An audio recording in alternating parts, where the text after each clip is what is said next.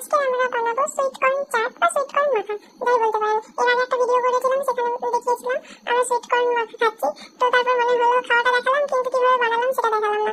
তো এই জন্য এটা বানানোর জন্য আজকে আবার একটা ভিডিও আপলোড করতে হচ্ছে।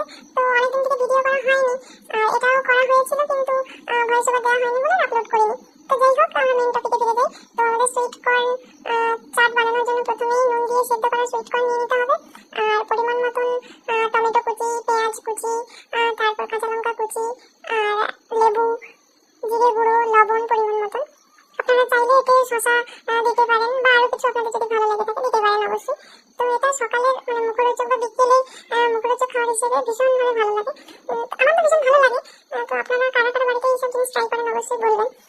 তো আমাদের প্রায় অলমোস্ট কমপ্লিট হয়ে এসছে। এরপর শেষে যেটা স্পেশালি আমরা দিয়েছিলাম কুরকুরে। তো কুরকুরে আপনারা চাইলে দিতে পারেন, নাও দিতে পারেন, স্কিপ করে দিতে পারেন, কোনো অসুবিধা নেই। কিন্তু দিয়ে দেখলাম খুব ভালোই লাগছিল। আর এটা তো ভীষণ ভালো একটা খাবার, যেহেতু এখানে টমেটো দেওয়া আছে, কাঁচা লঙ্কা, কাঁচা পেঁয়াজ এইসব দেওয়া আছে, সুইট কর্ন এগুলো শরীরের জন্য ভীষণ উপকার। তো এটা একটা পুরো স্যালাডের মতন হয়ে যায়।